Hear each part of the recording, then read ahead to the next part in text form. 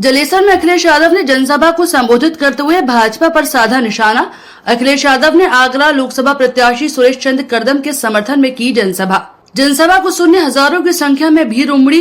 अखिलेश यादव ने भाजपा पर आरोप लगाते हुए कहा कि भाजपा ने बड़े बड़े उद्योगपतियों का कर्ज माफ किया, किसानों का कर्ज माफ नहीं किया, और कहा कि भाजपा सरकार में ही सारे पेपर लीक क्यों हो जाते हैं, सरकार जानबूझकर पेपर लीक कराती है। अखिलेश यादव ने कहा कि अगर इंडिया गठबंधन की सरकार बन जाती है तो अग्निवीर वालों की नौकरी हटा दी जाएगी। वर्दी वालों से कहा कि अगर इस बार भाजपा सरकार आती है तो आपकी नौकरी 3 साल की हो जाएगी। किसको पता था कि यह सरकार हवाई अड्डा बेच देगी, बैंक बेच देगी, बीमा वाली कंपनी LIC भी बेच देगी और रातों रात नोटबंदी हो जाएगी। कहा कि अगर इंडिया गठबंधन की सरकार आती है तो माटा देंगे, साथ में डाटा भी देंगे।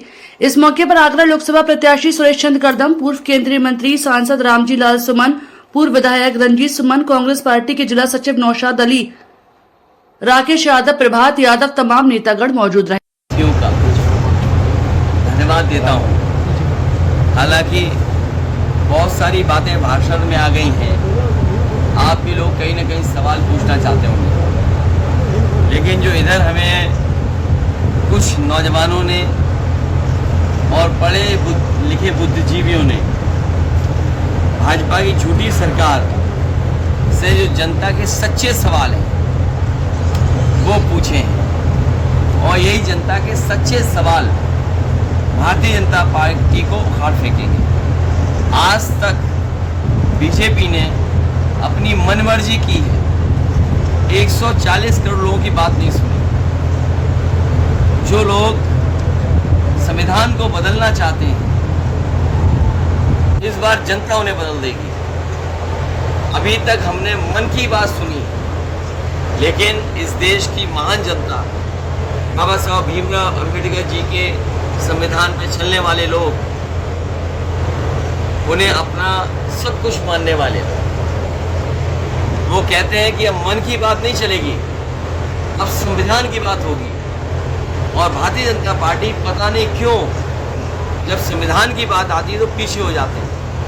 अपने बड़े बड़े नेताओं से उन्होंने स्टेटमेंट दिलवाए कि संविधान बदल जाएगा, संविधान बदलेगा, चाहे वो मेरठ के प्रत्याशी हों, चाहे उनके कर्नाटक के एक नेता हों, चाहे अयोध्या से लड़ने वाले उनके प्रत्याशी हों। इसी तरीके से उन्होंने जगह जगह से कहलवाया, और तभी इन्होंने नारा दिया 400 पार।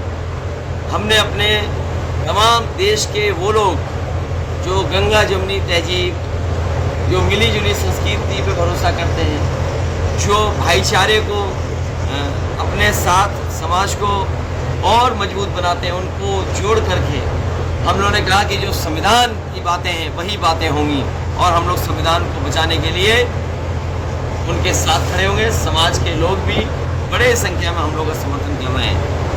इसलिए भाजपा की झूठी सरकार के जनता के सच्चे सवाल 100 से ज़्यादा हैं, 100 से ज़्यादा।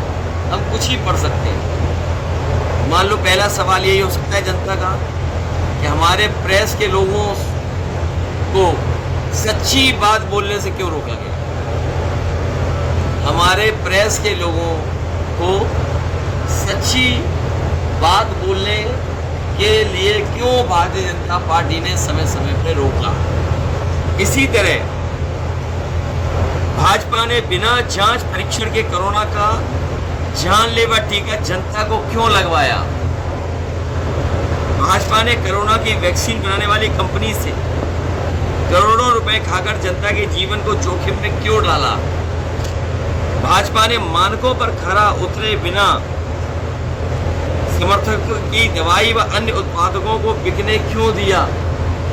तो ये ऐसे बहुत सारे सवाल हैं जो सच्चे सवाल जनता भारतीय जनता पार्टी से पूछ रही है। यही नहीं, भाजपा ने काले कानून को लागू करने के लिए हजारों किसानों की शहादत क्यों ली। भाजपा ने किसानों के रास्ते में कांटे क्यों बिछवाए। भाजपा ने किसानों पर लाठी क्यों चलवाई। ये वो सवाल है जिनका जवाब भारतीय जनता पार्टी के पास नहीं है। भाजपा ने जेल में अपराधियों की हत्याओं को होने क्यों दिया। भाजपा ने भू बालू माफियाओं का समर्थन देकर पनपने क्यों दिया। और आपको याद होगा, मध्य प्रदेश का एक नौजवान यहाँ पर अग्निवीर की भर्ती देखने आया था और यहाँ की पुलिस ने उसको बस से उतार करके उसका एनकाउंटर कर दिया। बाद में जब उसके परिवार के लोग गए, हाई कोर्ट में एफआईआर दर्ज कराई, उसके बाद आपको पता होगा कि बड़े पैमाने पे सिपाहियों को जेल जाना पड़े। सवाल कांस्टेबल और सिपाहियों का नहीं है, सवाल है नियत सरकार की क्या रही है, बड़े अधिकारियों के खिलाफ क्यों कार्रवाई नहीं की।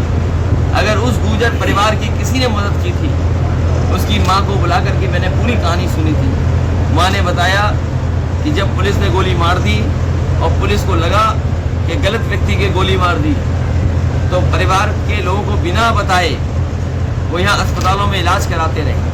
अगर सही तरीके से इलाज हुआ होता तो उसकी जान नहीं जाती।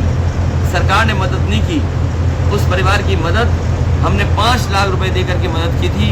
वो गुर्जर समाज का बेटा था, वो यूपी में अग्निवीर भर्ती के लिए आया था, मध्य प्रदेश का रहने वाला था। तो जो ऐसी सरकार है, उसकी माँ सवाल सरकार से पूछ रही है कि आखिरकार मेरे बेटे को गोली क्यों मारी, और अगर गोली लग गई थी तो घर परिवार को, ये लोगों को बुला करके अच्छा इलाज क्यों नहीं कराया। भाजपा ने सीसीटीवी कैमरे के सामने चंडीगढ़ मेयर चुनाव में धांधली होने क्यों दी। भाजपा ने सूरत और इंदौर में चुनाव जीतने के लिए नाजायज रास्ता क्यों अपनाया, अभी एक जगह और जीत लिया। भाजपा ने सरकारी एजेंसियों को अपने एजेंट के रूप में विपक्ष और विरोधियों के खिलाफ इस्तेमाल क्यों किया।